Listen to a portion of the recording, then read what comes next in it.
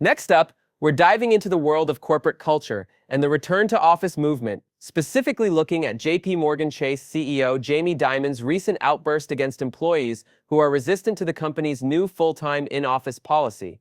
I'm calling this episode the F-bomb in the boardroom, when CEOs lose their cool. Today, we're going to explore whether Dimon's use of profanity in a town hall meeting was an acceptable way to express his frustration, or if it sets a bad tone for the company culture and undermines his authority as CEO. Whoa! I've heard about this story, but I'm still trying to wrap my head around it. So, Jamie Dimon just dropped an F-bomb in a meeting with his employees? That's not exactly the most professional thing to do, right? Exactly. And that's what makes this so interesting. Dimon has been very vocal about his opposition to remote work and has been pushing for employees to return to the office full-time. But using profanity in a town hall meeting takes it to a whole different level. I mean, can you imagine being an employee and hearing your CEO speak like that? Yeah, I don't know. It just seems so unprofessional. I mean, what's next? Are they going to start having meetings at the local bar and swearing all over the place? Laughs nervously. Laughs. Well, let's not get too carried away, but you're right. It does raise questions about the company culture and how Dimon's behavior might be perceived by employees. On one hand, some people might see it as a sign of authenticity and that he's willing to speak his mind, even if it means using strong language. I'm not sure about that. I think it could also be seen as really intimidating or even bullying. I mean, if the CEO is using profanity to express his frustration, what does that say to employees who might be hesitant to speak up or share their concerns? That's a great point. And it's not just about the language itself, but also the tone and the context in which it was used. I mean, Dimon was talking about a petition that had been circulating among employees who were opposed to the new policy, and he basically told them to stop wasting their time. That can come across as pretty dismissive and unsympathetic. Right. So, what does this say about the company's approach to employee feedback and concerns? Are they really listening to their employees, or are they just trying to ram through this policy no matter what?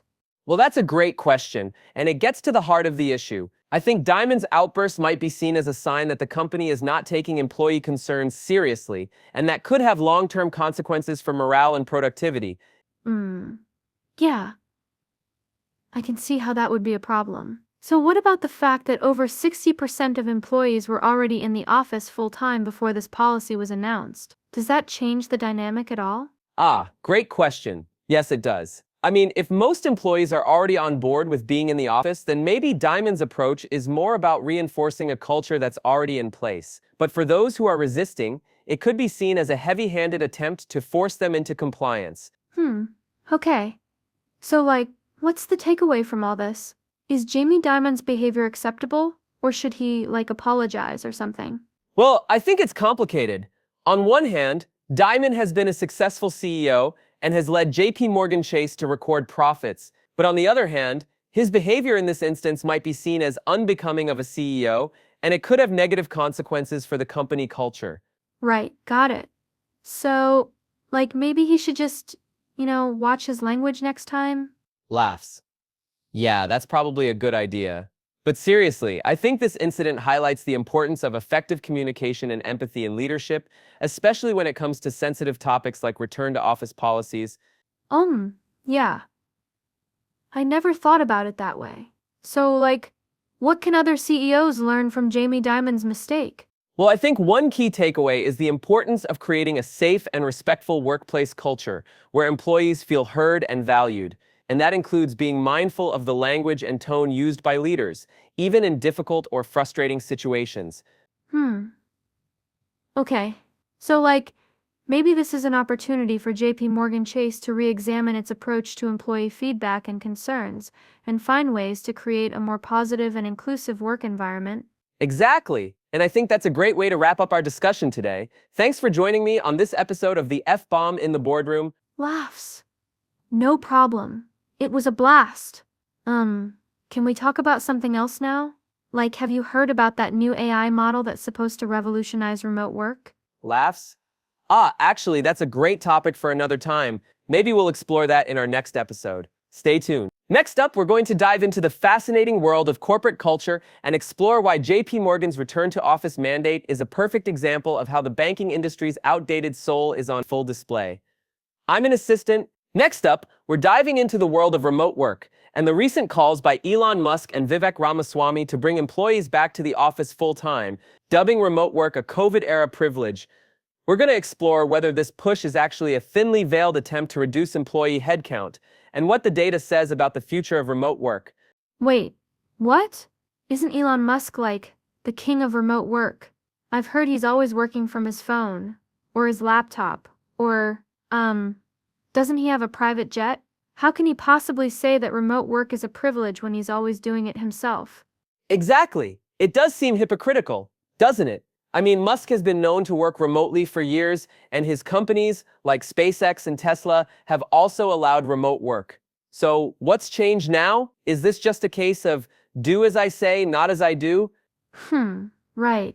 That's so weird. I mean, don't you think that undermines his whole argument? If he's saying that remote work is only for the privileged but he's been doing it himself all along, doesn't that just make him sound out of touch? Well, let's look at the data. According to labor economists, remote work isn't going away anytime soon. In fact, many companies are finding that it's actually hugely profitable for them because workers' productivity doesn't increase if they go to the office more than 3 days a week, and employees value the ability to work from home so much that additional days mandated in the office can actually increase employee turnover, which is costly for firms. Okay. So, you're saying that companies are basically using remote work as a way to save money on turnover costs? That makes sense, I guess. But what about the argument that remote work is bad for company culture? Isn't that a valid concern? Great question. While some companies do cite cultural concerns as a reason for return to office policies, research suggests that these concerns may be rooted more in perception than data. In other words, it's possible that companies are just using this as an excuse to get people back in the office. And let's not forget, many companies are finding ways to make remote work actually strengthen their culture through virtual events and online communities. I see what you mean. So it's like if companies can make remote work for them, then they should just own it and stop trying to pretend like it's a bad thing? And what about Elon Musk's argument that requiring federal employees to return to the office would increase attrition? Isn't that just a covert way of saying we want to lay people off? Exactly. It's like, come on, be honest about your intentions. If you're trying to reduce headcount, just say so. Don't pretend like it's about some noble goal of improving company culture or productivity. And the data suggests that remote work is here to stay, so companies should focus on making it work for them rather than trying to turn back the clock. Right. I'm starting to think that this whole return to office thing is just a big excuse for companies to exert control over their employees again. Like they're trying to get back to the old way of doing things, where everyone's stuck in a cubicle all day. But, isn't that just like so last century? Next up, we're diving into the wild world of work-from-home weirdness. I like to call it the WFH effect, where the lines between personal and professional get blurrier than a Zoom meeting on a bad internet connection. Today we're discussing whether it's okay for employees to ditch the daily grind of grooming when working from home. Joining me is my co-host, who's probably wearing pajamas right now. Laughs. Maybe? I mean, I'm not saying I don't shower every day or anything, but I do enjoy the flexibility of working from home. So, what's the big deal about skipping a shower or two? Well, according to Nick Bloom, a Stanford economist who studied remote work, employees who work from home save around 10 minutes a day on grooming. But that can add up. And some people might start to, shall we say, get a little ripe. Chuckles. I mean, who needs deodorant when you're just going to be sitting at your desk all day, right? Laughs nervously. Right. Yeah, that makes sense. But, what about the argument that working from home can actually increase productivity? Maybe being comfortable and relaxed helps people focus better? That's a great point. Eric Motschnatz, an HR consultant, shared with me that he uses his extra time at home to do chores, play games, and even have song and dance breaks. He finds it helps him stay energized and focused throughout the day. But, I wonder if that would work for everyone. Pauses. I mean, can you imagine doing a conference call with your colleagues while wearing a face mask and hair curlers? Interrupting. Oh, wait. That reminds me. Anushka Shen, the founder of the Office Yoga Company, shared her own secret WFH habit. She does these intense beauty treatments at home, including face masks and hair curlers. It's like a mini spa day every day. Laughs. Laughs. Yeah, I can see how that would be appealing. But as William Chopik, a social personality psychologist, notes, being around other people helps police our behavior and keeps us more vigilant about our habits. Maybe we should all just have a WFH buddy to keep us in check, or at least make sure we're wearing pants. Excitedly. Ooh, that's a great idea. And it raises another question. Do you think people are more likely to develop weird habits when working from home because they're not getting enough social interaction? Like maybe they're talking to themselves or singing out loud. Giggles. Smiling! Ah, now that's an interesting point. Constance Noonan Hadley, an organizational psychologist, suggests that the rules of engagement have gotten fuzzier, making it harder for people to navigate social situations, especially when they're not getting enough practice interacting with others in person. It's like, how do you small talk your way through a meeting when you've been alone all day? Curiously.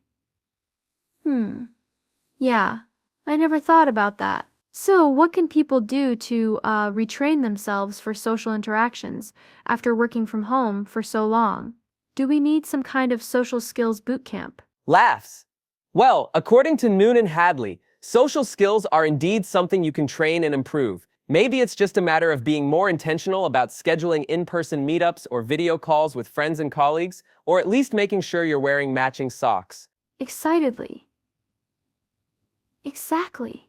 And I think that's the key. Finding that balance between comfort and professionalism, even when working from home. It's not about being perfect. It's just about being aware of how our habits might impact our work and relationships, and maybe doing a quick shower before that Zoom call. Smiling! Well said. And to all our listeners out there, we want to hear from you. What are your weirdest WFH habits? Do you have a secret talent for singing show tunes or a penchant for wearing funny hats? Share your stories with us on social media using the hashtag #WFHWeirdness, and maybe, just maybe, we'll feature them in our next episode. Laughs. Yeah, that would be amazing. And who knows? Maybe we'll even start a WFH revolution, where pajamas are the new business casual. Both laugh.